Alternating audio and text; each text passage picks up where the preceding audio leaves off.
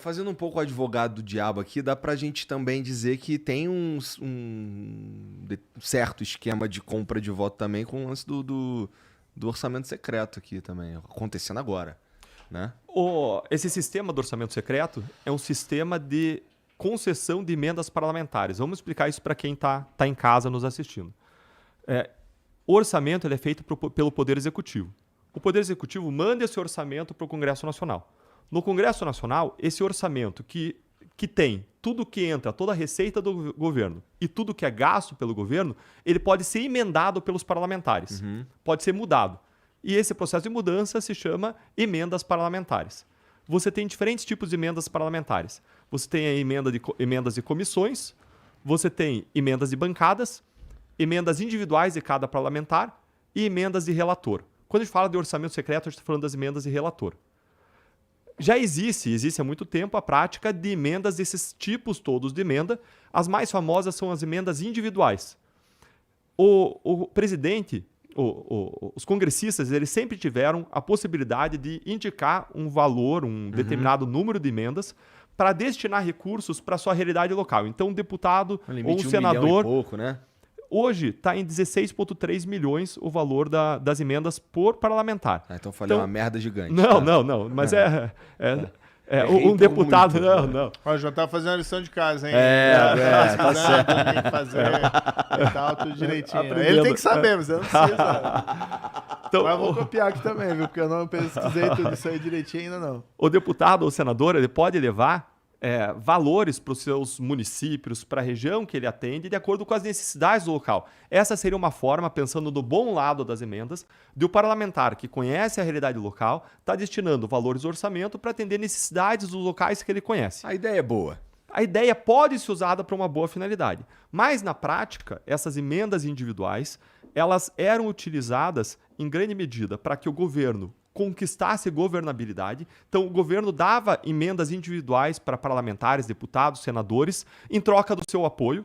E aí o parlamentar ia lá na sua base eleitoral e destinava emendas para determinados Garantia projetos votos. ou cidades em troca de votos. Eram duas práticas clientelistas. Então, uma prática clientelista em que o governo tratava os deputados e senadores como seus clientes, em troca de benefícios, e o deputado e senador ia para sua base e entregava aquelas emendas em troca de benefícios. Em 2019, 2020, houve uma emenda à Constituição que transformou aquelas emendas individuais dos parlamentares que eram usadas para conquistar a governabilidade como emendas impositivas. O que isso quer dizer? Aquelas emendas individuais elas se tornaram obrigatórias. Então, o parlamentar ele tem direito de destinar, independentemente da vontade do governo, 16,3 milhões para suas bases. Então, não existe mais aquela possibilidade do governo usar aquelas emendas Parece mais justo. impositivas. Parece mais justo, mas o governo, a presidência, perdeu um instrumento de governabilidade. Num mundo ideal, em que o Congresso votasse de acordo com aquilo que acha justo e certo, tudo bem. Agora, num mundo real, em que o Congresso vota e apoia o governo de acordo com uma ideia de toma lá da cá, de troca de benefícios, quando o presidente perde esse instrumento de governabilidade, ele fica sem o instrumento para ele conseguir formar uma maioria. Aí, Natural. essas eram as emendas individuais. A gente ainda não chegou no orçamento secreto, na emenda de relator. Aí, o que se faz? O governo, percebendo que ele não consegue mais usar esse instrumento de governabilidade, que eram as emendas individuais, ele cria uma outra possibilidade de destinar recursos, que são as emendas de relator. Grande parte do dinheiro daquele orçamento do governo, ele tem uma destinação obrigatória. Então, ele vai obrigatoriamente para pagar juros da dívida, ele vai obrigatoriamente para pagar previdência social, ele vai obrigatoriamente para verbas de educação, de saúde, por vinculação constitucional, e tem uma parte desse dinheiro que fica solta, que ele tem uma discricionariedade na forma como ele vai investir. E ele vai investir por meio dos ministérios. Aí, o que o governo fez? O governo passou a dizer o seguinte, olha, em troca do apoio de vários parlamentares, ele vai permitir que parlamentares eles indiquem obras e destinos dos recursos para os ministérios investirem naquela destinação específica. Então, em tese, olhando pelo lado bom das emendas, vamos olhar para que as emendas foram criadas. Aqueles parlamentares, conhecendo as necessidades do local, da sua região, do seu município, do seu estado, eles vão identificar quais são as necessidades mais importantes, eles vão indicar para o governo, para os ministérios que vão destinar os recursos para aqueles lugares. Então, só que aquilo acabou se tornando instrumento de governabilidade, como eram as emendas individuais. Então, o problema das emendas de relator O primeiro problema das emendas de relator é o mesmo problema que tinham as emendas individuais. Foi só uma reposição desse instrumento de governabilidade.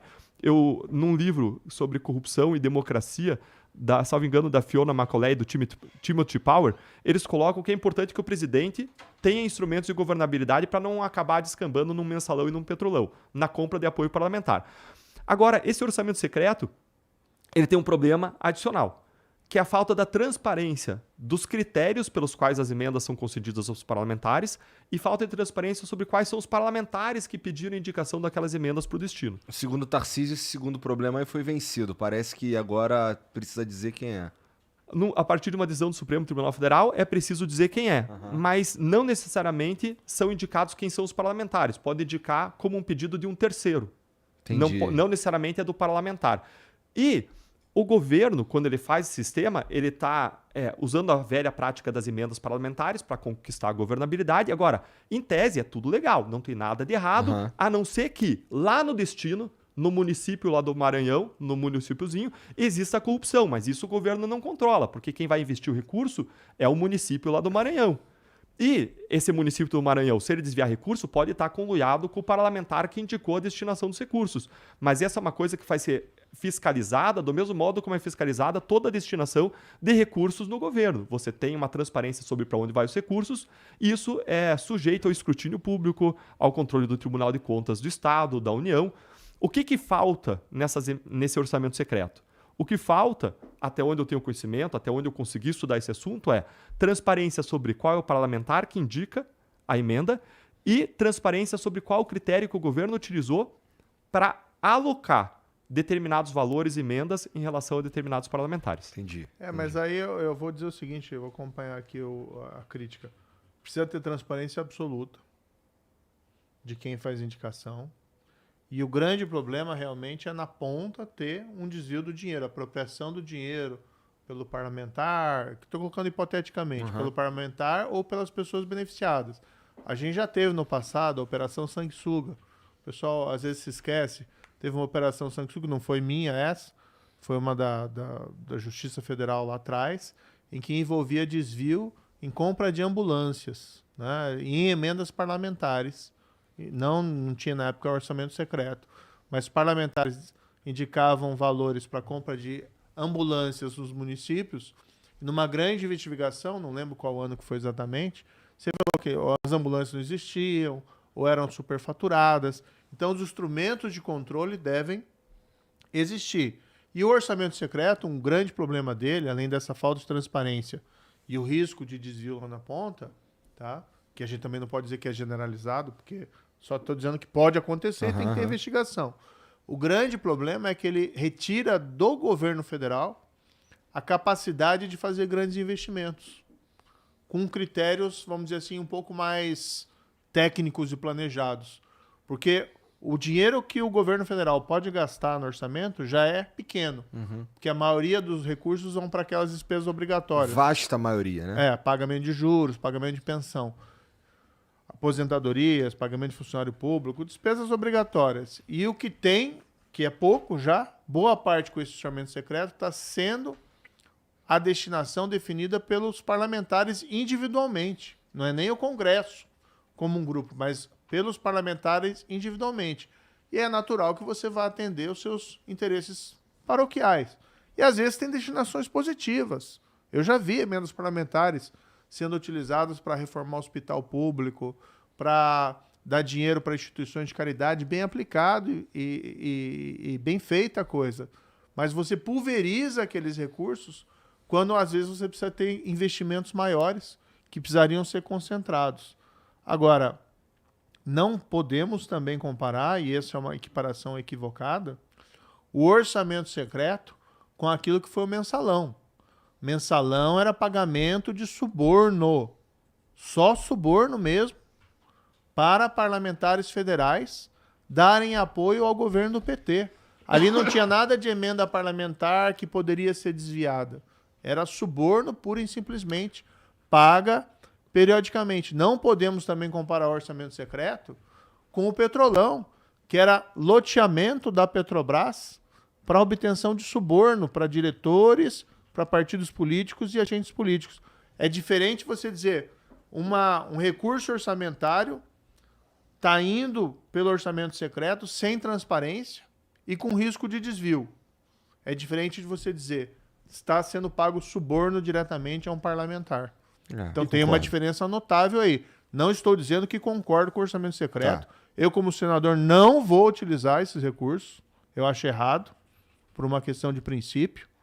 Tá? Tanto porque eu acho que existe uma certa cooptação de voto e a maioria parlamentar não deve ser formada dessa maneira, tem que ser por princípio, por projeto. E do outro lado, esses riscos também desviam, embora uma emenda parlamentar minha, eu teria o instrumento de cobrança para evitar qualquer espécie de desvio. Então eu sou contra o orçamento secreto, mas não pode equiparar mensalão e petrolão, que são casos puro e simples de suborno, com uma possibilidade de desvio de recursos mediante orçamento secreto. Eu concordo totalmente com o Sérgio e complemento. O mensalão não era só pagamento de suborno. Porque o dinheiro que era utilizado para pagar suborno, para enriquecer, para reinvestir em campanha, era o dinheiro que já vinha desviado dos cofres públicos. Eles desviavam de dois jeitos. Ou eles desviavam e vinha esse dinheiro por meio de contratos superfaturados com empresas de publicidade, que é o que era chamado de Valério Duto, ou outra parte do dinheiro era gerado a partir de empréstimos fraudulentos de bancos. Você quer ir ao banheiro, cara? Não, eu vou, mas eu pensei aí, mas eu talvez fale alguma coisa. Tá bom. Legal. Desculpa. Tá. Então, quando você olha... Não era pra falar, né? Ao vivo aqui, olha só. Não, É o número 1 ou número 2? Eu quero é que vocês fiquem desconfortáveis. Então, Não, Igor pergunta, número 1 ou número 2? Então você não tem... quero saber. Então você tem, no mensalão, dinheiro desviado, dinheiro que é desviado por contratos superfaturados de publicidade, o Valério Duto, ou dinheiro que já é fruto de pagamentos de propinas por meio de empréstimos fraudulentos de bancos, que geram um grande recurso, mas que já é recurso que tem origem criminosa. E aí você tem 3 destinos espúrios. O primeiro destino, a compra de votos, era o mensalão. Você tem o segundo destino, gente botando dinheiro no bolso, o enriquecimento ilícito. E você tem um terceiro destino, o financiamento de caras campanhas eleitorais dentro de um projeto de perpetuação de poder. Então, isso é um esquema criminoso, fraudulento, um ataque à democracia, uma subversão da democracia. Quando você está falando de orçamento secreto, você está falando de um mecanismo usado dentro da lei para governabilidade que pode e deve ser aperfeiçoado por meio de transparência e de controles. E eu estou totalmente com o Sérgio. Deve ser suprimido. A minha opinião é o seguinte, o que a gente precisa fazer nesse país também é uma reforma política, para que a gente tenha no Congresso maioria, decisão política. Por exemplo, partido X e partido Y apoiam ou são oposição ao governo. Precisa ter voto distrital, acho importante, né, para corrigir uma grave distorção. E eu acho que o orçamento secreto, Deltan, na minha opinião, tem um problema em si, que é você transferir um volume enorme de dinheiro para a decisão de alocação pelos parlamentares individualmente, o que você quebra um pouco a racionalidade, além dessa história da cooptação. E também acho assim, se tiver desvio na ponta, estava até tendo uma investigação da PF e tal, etc. Sim. Né? E não estou dizendo que é generalizado, não tem como fazer esse juízo de afirmação, mas se tem desvio na ponta, tem que ser punido. Bandido é bandido. Seja do mensalão, seja do petrolão, ou seja, eventualmente, quem se apropriar de recursos de emendas parlamentares, seja do orçamento secreto ou de qualquer outro sistema. Bandido tem que ser preso. A bandida é na cadeia, não tem que a gente passar o pano para ninguém nessa história, entendeu? Entendi. Mas eu acho que o orçamento secreto em si reflete um problema mais profundo nosso, que é a necessidade de fazer uma reforma política que está fora hoje da agenda, que é lamentável. Eu vi até algo que me chamou a atenção, eu tô entrando na política agora, entendeu? Tem coisa que você vai aprendendo e tal. Mas, por exemplo, os deputados lá, né, que concorriam no Paraná, que eram do meu partido, União Brasil, como você não tem esse voto distrital, eles têm que fazer campanha no estado inteiro. E é um absurdo. Às vezes o deputado lá de uma região de Pato Branco, né, tem a base regional dele em Pato Branco. Qual de vocês que é de Pato Branco? Da grande Pato Branco, internacionalmente conhecida como White Duck City. Garoto, Tá. assim. Eu posso fazer só. Eu sei que antes de você continuar, só pra. Quer falar de só Pato Branco. Falar do falar time bem da de Pato cidade. Branco, falar bem, exatamente. Agora... Mas só pra complementar, Sérgio, dizendo que eu não discordo, não, eu concordo com o que você disse. Eu complemento em 2 pontos muito rapidamente. Primeiro, essa crítica que se faz em relação ao orçamento secreto, ela vale também para as emendas individuais.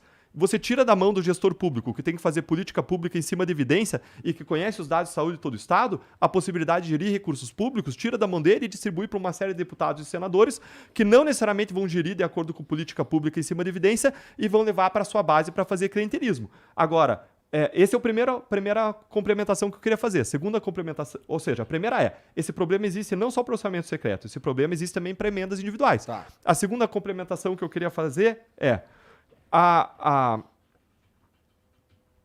Rapaz, esqueci. Ele quer fazer... Na verdade, tudo era um Eu vou voltar, para eu fazer vou de Pato voltar. Branco. Na verdade, eu tava falando, queria dar o exemplo. Vai não era voltar já. dele, Relaxa que nem era acontece dele. comigo pra caralho também. Vai voltar já. O exemplo nem era dele. Tem um deputado que foi eleito, deputado estadual, Luzinho Guerra, lá de Pato Branco, um político que tem tido uma carreira brilhante, foi reeleito agora, um íntegro, honesto e muito competente, tá?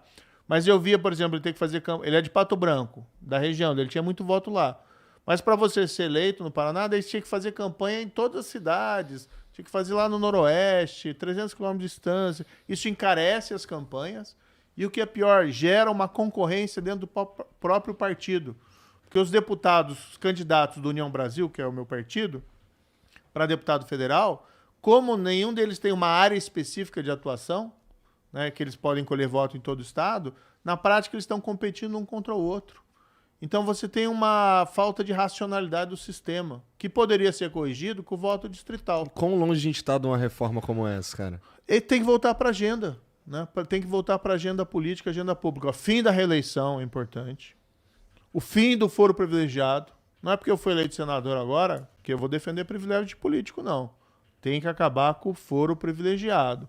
É um benefício que não se justifica, é uma blindagem para gente que faz coisa errada. E é uma afronta, na minha opinião, Igor, ao cidadão comum. Que o cidadão comum não entende isso. Por que o político só pode ser processado lá no STF e quando quer o Procurador-Geral da República? E se não quiser? E se o Supremo não fazer lá o seu trabalho? Né? Tem que ser todo mundo ser tratado igual. Então preciso, voto distrital, fim de reeleição, fim do foro privilegiado, e aí já entrando na pauta de combate à corrupção, prisão em segunda instância. A gente precisa voltar a ter uma agenda ambiciosa de reformas para o país, reforma tributária, reforma administrativa, precisa fazer as coisas funcionarem nesse país. Né? Quanto tempo que a gente está nessa história aí que o Brasil é o país do futuro e esse futuro nunca chega, né?